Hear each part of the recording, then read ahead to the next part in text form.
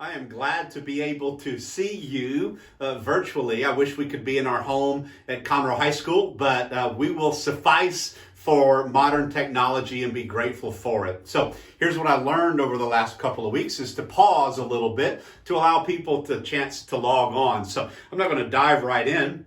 But what I have been doing is using words, right? Using words to talk about while people are logging in. So I want to do that while some of you are joining. Remember a couple of weeks ago, we talked about the word okay. It's okay to not know how to do this. It's okay to know not how to live within the confines of the novel coronavirus. And so it's okay not to know how to homeschool your children. It's okay to not know how to manage resources that you might not be having because you don't have a job right now. Or maybe you've been furloughed, or maybe there's a reduction in pay. It's okay. It's okay. And then what we did is we looked at another word called tension. And tension started to rise. I just felt last week. And you know, when you spend a lot of time cooped up in a place, we just seem to increase the temperature in the space. And so we talked about tension and ways to decrease tension. Well, today I want to talk about a word that's special to me. It's called pace. The word we want to talk about while people are logging on is pace. And so the reason it's special to me is because every year as we turn into a new calendar year, I make a word that I think is relevant for me to last the year. And it was pace. Pace is my word for 2020. See, planting a church is not easy work. And oftentimes when you're building something from nothing, it takes a race.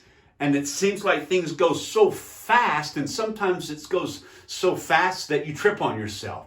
You can trip on your feet. You ever been there? Have you ever seen a kid running downhill and the momentum of them running with gravity, their little legs can't keep up and they almost fall? And I think what's happening is this word pace comes to mind, and you overlay it on where we are as a culture right now with potentially a shelter in place order. Are you having that at your home? You know, here in Montgomery County, Texas, where we are, there's a shelter in order. And so we're staying put. A whole new meaning to pace. Social distancing, a whole new meaning to the word pace. And see, as a noun, pace means the rate of movement. Movement is the operative word. Something is moving. It has to move to have a pace. As a verb, it's to move along or to proceed. Then you put these two things together, and I got to tell you what, I think God is going to advance through a new pace his kingdom. It doesn't matter. A virus can't stop him. The virus can't stop the momentum of God when he starts moving. Look, the Bible isn't silent on this word of pace. Look what it says in Hebrews chapter 12, verse 1 and 2. It says, and let us run with endurance, pace, the longevity, the race God has set before us. We do this by keeping our eyes on Jesus, the pioneer and perfecter of our faith. Here at Texas Grand Chapel, we like to call each other pioneers. Why? Because we're building something from nothing. And Jesus Christ did that. And we have hope in him that we can reset the pace. Let me offer you this. Keep moving forward. When we're isolated, when we are distancing, when we're lonely, let's just keep moving forward in some way. Here at my house, we have decided to initiate pace by instilling a schedule. And so Monday through Thursday looks different than Friday, which looks different than Saturday and even Sunday.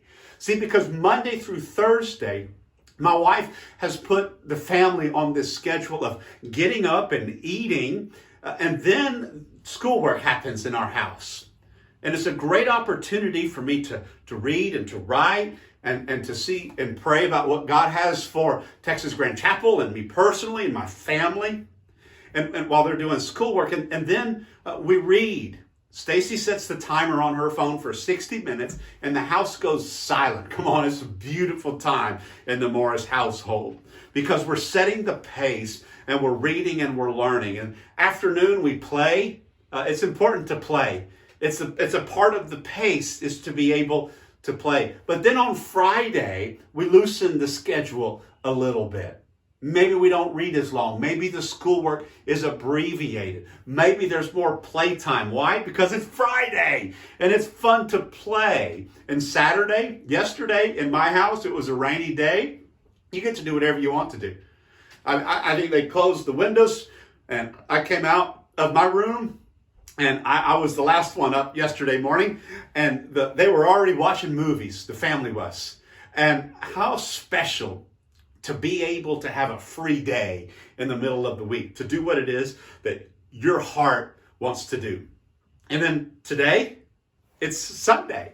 And it's the day that we enjoy Sabbath. We enjoy rest. I love communicating to you and teaching and preaching and sharpening. But then afterwards, we Sabbath, we rest, we enjoy connection with my family. We enjoy being outside if the weather is nice. It's a day to rest. Why? Because a new schedule is coming next week. And we fall back into it. It's pace. It's important to have. Speaking of pace, let's move on, shall we? You know what today is? It's Palm Sunday. And what is Palm Sunday? See, I've got a visual for you. I went into my backyard, and come on, y'all, I got a big old palm branch, palm frond, from one of the trees in my yard. And do you know on Palm Sunday, as Jesus was riding into Jerusalem on a donkey, they would lay these palm fronds in front of him, and then they'd wave the palm fronds in celebration of Jesus Christ coming into Jerusalem. What is it about the palm frond that makes it special? What is it about it that makes it good? In fact, the palm frond symbolizes goodness and victory in the ancient world. It was an indicator of victory. And see, the townspeople knew that Jesus was coming into town because of the prophecy in the Old Testament. They knew that what was happening was that he was going to conquer death. And so they gave him reverence by the palm fronds. So here we have Palm Sunday. And Christian, I want you to see as we enter into what we call in America Holy Week, an opportunity for you and your family to do just that. Make this week holy. Maybe this week you dive into the scriptures like you've not before. Maybe you start reading and highlighting like you haven't. Or maybe, if that's a discipline you already have, you reread something for a deeper understanding. Or maybe you read a little more. Maybe you spend less time in front of the news channel. Come on, somebody. We need to get out from behind it. We don't want to consume the news. We want to receive it. And so I like to go and catch it and watch pieces and parts of it. And I'm a news junkie, y'all know that. But it's these scriptures that maybe we should dive into a little bit more than we have because it's Holy Week. I think God will move in your life as we work up to Easter and Good Friday coming next week. We've got an amazing, amazing calendar in front of us as we look at this week. Here's a fun fact. Do you know that Jesus rode into Jerusalem on a donkey? You know that a donkey symbolizes peace. It's a peace animal. But you know what the Bible says? He says he's coming back again. But do you know what he's coming on? He's coming on a white stallion. It's a horse. And do you know a horse is a war animal? Look at the history of wars and the way we fought and the way that generals and people would move about. They came in on horses to fight the battle. They weren't on donkeys. They were on horses. And so I think the symbology there is important for us to recognize. I want to tell you this, friends, as we're faced with this coronavirus pandemic. Keep the faith. Keep the faith. Run the race. Because I got to tell you, things are going to happen as you weigh pace over faith to be able to influence your family in a way that they've not been influenced before. Matter of fact, we know here in Texas that children aren't going back to school until at least May 4th. And so that gives us April as a family to be able to spend time with one another and to be able to connect. I like to say that let's reclaim the family in the month of April. Let's make April the month of the family. Will you join me as we just move the distractions aside, because there's not a lot to move right now, and focus on your family?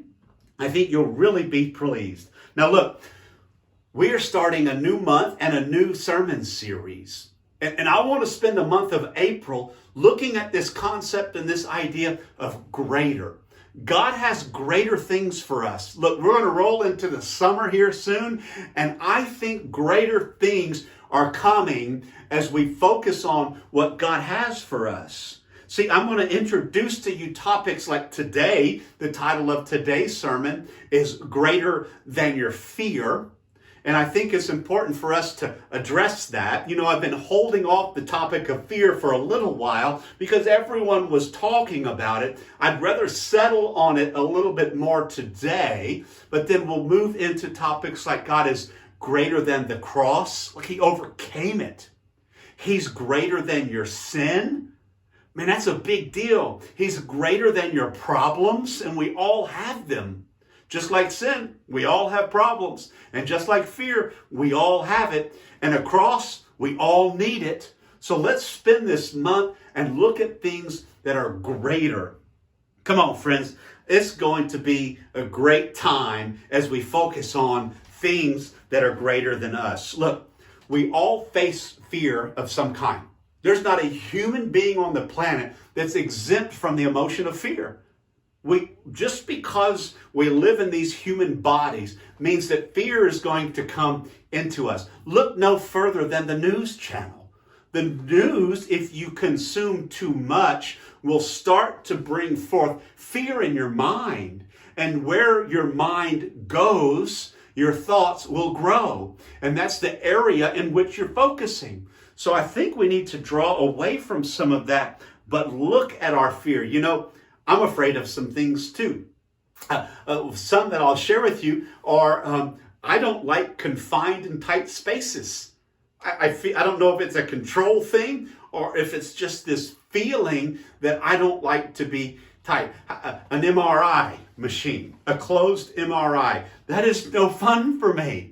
I don't like to be in that tube at all. I'm praying the whole time. Lord, get me out of this thing. The top of it is right here. My wife, on the other hand, she loves it. She's like, you mean you're going to slide me in here and no kids are going to be around? Nobody's going to interrupt me and I can just lay there and be by myself? Sign me up. Can I do it every day?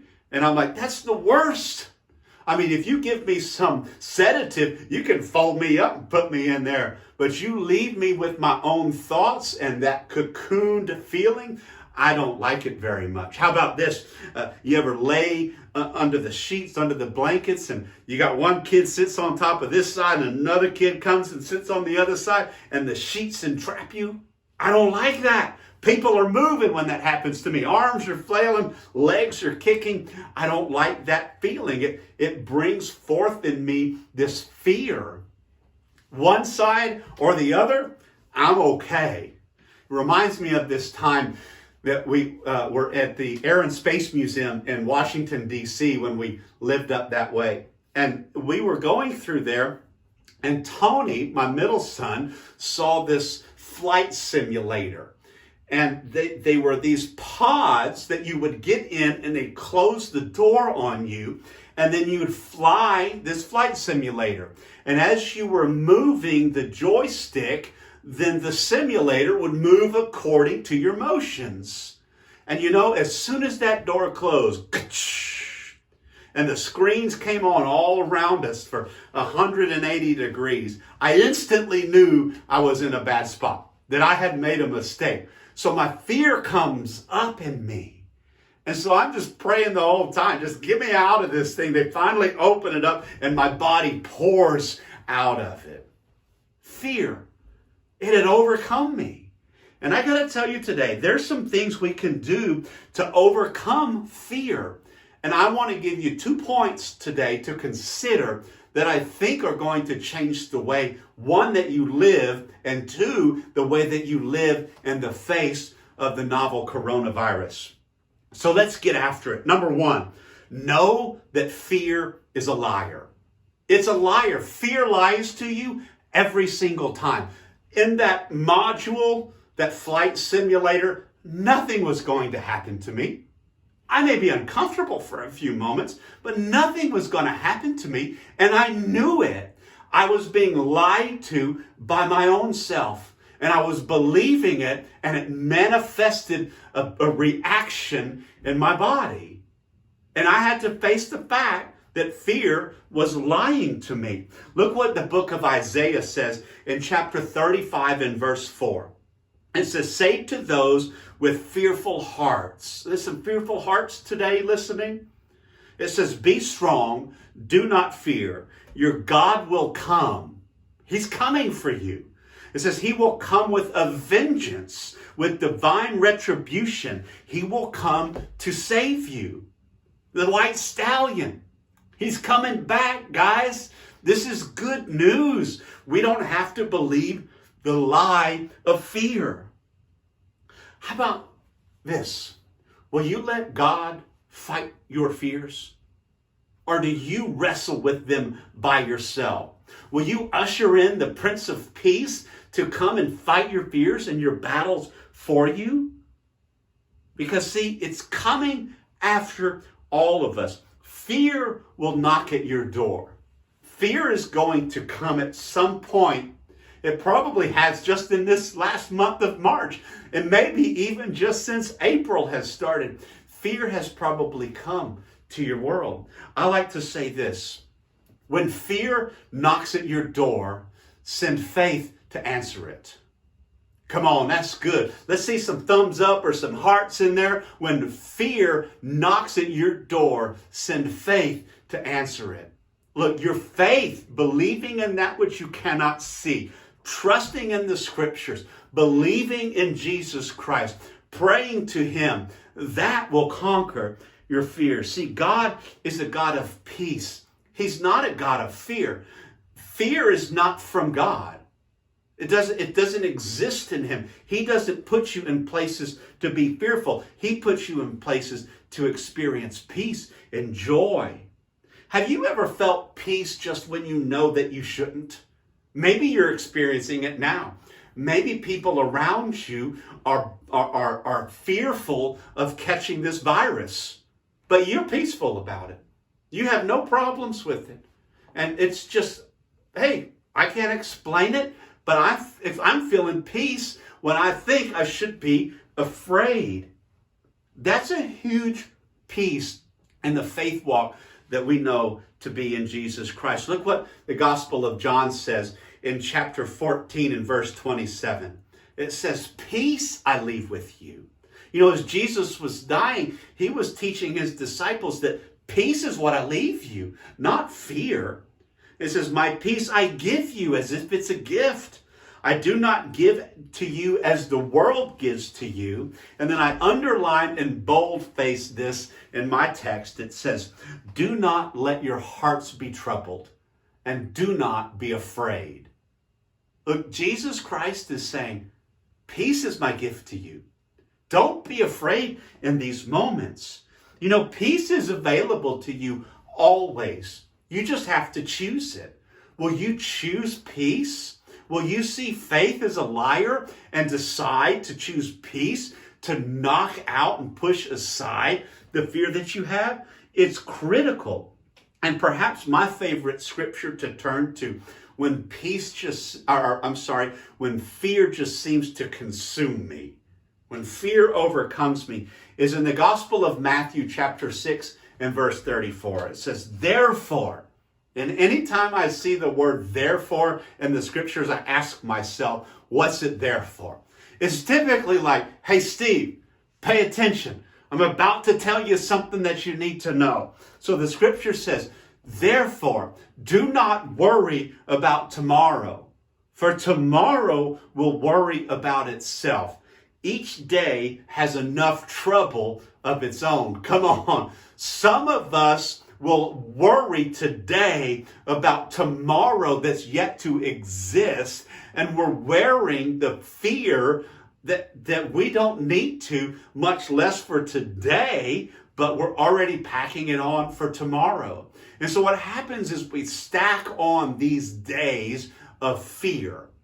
And I think that's what's happening because of this virus. We turn on the news and the numbers are rising and the fear is increasing.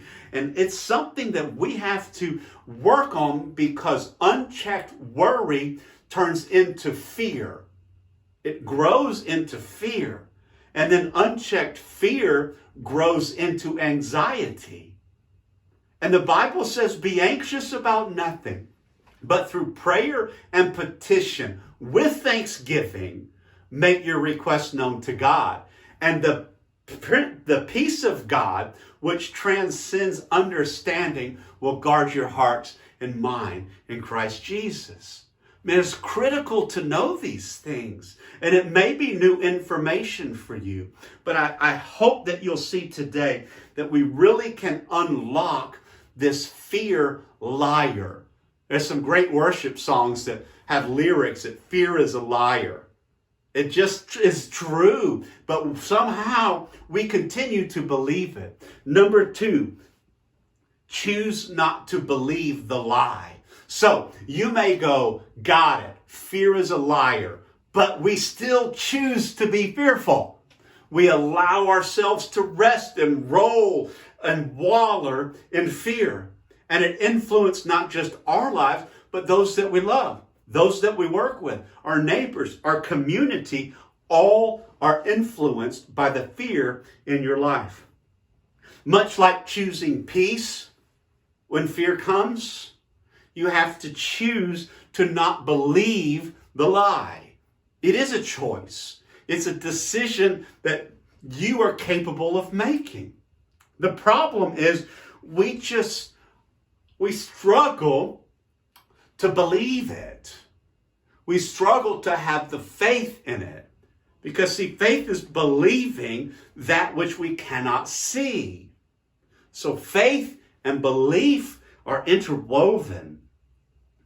Look what the book of Psalms says in chapter 109, verses 2 through 4. It says, for wicked and deceitful mouths are opened against me. Look, people are going to say some lies about you. It says, speaking against me with lying tongues. They encircle me with words of hate. Look, things will be said about you that are a lie. You will say things about yourself that are a lie. I'm not able. I'm not capable. I'm not enough. I can't do this. Those are lies. You are fully able and capable and enough and worthy. And it closes in verse 4 saying, in return for my love, they accuse me, but I give myself to prayer. Do you pray? See, that's the key that unlocks the fear and turns it from a lie into truth. Prayer. Pray to God. Maybe, I don't mean like pray like when you wake up or go to bed or eat some food. We should all do those. Those are prayers of discipline, and we're kind of conditioned to say that. I mean, when lies come over you, when fear comes over you, do you pray and say, God, what they're saying about me, what I'm feeling about myself, are these true or not? Lord, put me in the Word and let me discover by my study what you have for me. And I guarantee you, every time He'll reveal it to you. He'll reveal the truth through His truth. This is the truth. These are the Scriptures. And this is what God has for us. Listen closely, press into this. Prayer is where truth is discovered. Prayer is where truth is discovered. It's where fear loses the grip. Look, when we pray and we ask God through His Spirit to guide us and to tell us the truth and realities, it doesn't matter what other people are saying. It doesn't matter what the news is reporting to you. It doesn't matter, because our faith and our trust and the truth is aligned with our Creator, Lord Jesus Christ. So my question is to you, in these moments, are you pressing in to pray? Are you huddling your family and your children? Are you praying? Are you believing? Or are you just accepting it for what it is, and it creates this fear in you? See, there's spiritual warfare that's happening over your soul right now. There's spiritual warfare coming after you. The world is not for you. God is for you. And I want you to believe that. I want you to study that. I want you to read it. See, when I look at this next scripture, what I know is Jesus is speaking to His disciples. He's gathered them around and He's speaking to them. And Christian, if you're a believer in Jesus Christ, then you're also a disciple. So He's speaking to you. He's speaking to me. Look what He says in John chapter 17, verse 17. It says, sanctify them in truth. Your word is truth. This, His word, is truth. And look, we've got different versions that you can read in the English language that are translated for us to understand and to comprehend. What a blessing it is. What a blessing to be able to have access. You know, there's places in the world that they don't have a Bible. They don't have the truth, but we have access to it. So will you press in? Will you read it? Will you learn? Will you discover? Because here's what I know. Even through all of this, through believing that fear is a lie and choosing not to believe it, you still will.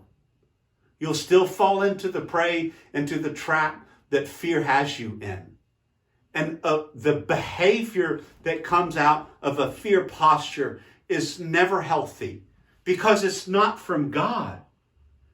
You get to choose not to believe the lie. You have that choice. You have the ability. God put a thinker in you when He filled your head with brain. And you can think and you can say, you know what? That's a lie. I choose not to believe it. Lord, put me in your word so I can discover the peace that you have for me, so I can be on mission for what you've called me to do. That's the Christian walk. That's the faith that we love and that we enjoy. Do you do it? Do you read it? Do you read it to understand it, or do you read it to get through it? Look, I'm not asking you to speed read through the scriptures. I'm asking you to open it up and just read for understanding. I don't care how fast you get through it. Get your highlighter out. Mark in it. Learn. This is the study book. And just study it. And I guarantee you, without doubt, that as you do this, your life will change. Fear will subside. Peace and joy will increase. Knowledge will increase. And confidence will come. Come on, that's the process that all of this is as we dive into it and walk away from fear. Look, as I'm closing here, I got to tell you, I can't wait for next week to be with you on Easter Sunday. Look, we can't be together. This is our venue. But you know, Conroe High School and churches all over the land, they're going to be empty next Sunday. You know what else is going to be empty? The tomb. The tomb is empty. And that is worthy of celebrating. It gives me the hope in the resurrected Jesus Christ to be able to confidently teach you that you don't have to live in fear and that there's a greater day that's coming. We will assemble again. We will gather, and I believe we're going to be stronger and more connected than ever before because of this experience. And what I want you to do this week, I want you to invite your friends to like us on Facebook, like us on Instagram, connect with us on our YouTube channel, and invite them to come and watch this with you.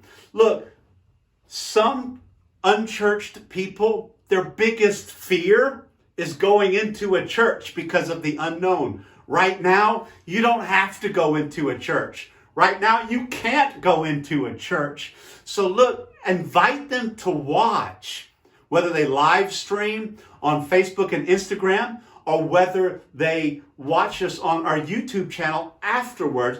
Say, hey, take a look. When we come back and we get gathering in Conroe High School, I'd love for you to join us. But for now, will you watch? Will you participate? Man, what a great time to invite people and bring them here. I just think as we reach out to our community, we're going to influence the world. See, we're going to reach all people. But today, I ask you to question your fear. Where is it? It's okay to be afraid, but it's not okay to stay there. Let's move past it. There's some scary things that happen, but God wants you to recognize it as scary and that you may be afraid, but then have a plan to pray, evaluate it, and overcome it. He's going to change us as we change within us. Let's just pray before we call it a day, shall we?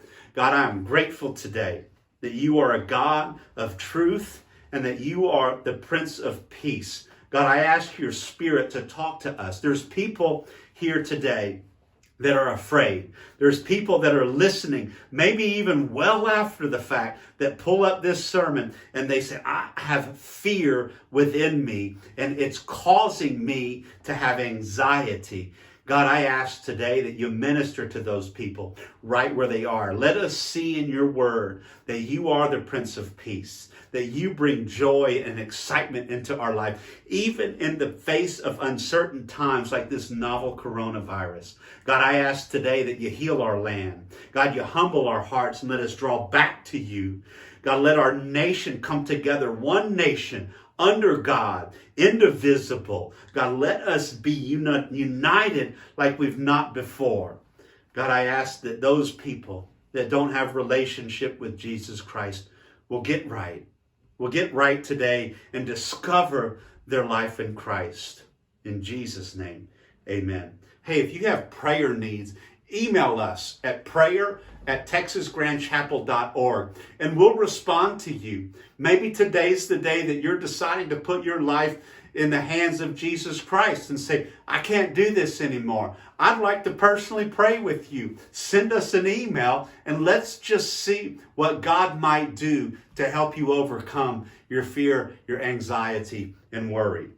Well, hey guys, that's it for today. I can't wait to see you next week. Be sure and connect on our social media platforms. We have something for you every day, all the way Sunday, Monday through Friday, and Saturdays. You know, hey, it's a free day. Words of encouragement on Mondays and Fridays at 11. We've got Zoom small groups for men and for ladies. We huddle in the middle of the week and gather your kids at 1 o'clock on Thursday in the afternoon and let them see Chapel Kids with Stacy as she interacts and gives them an age-appropriate message. Look, God's going to move in our midst.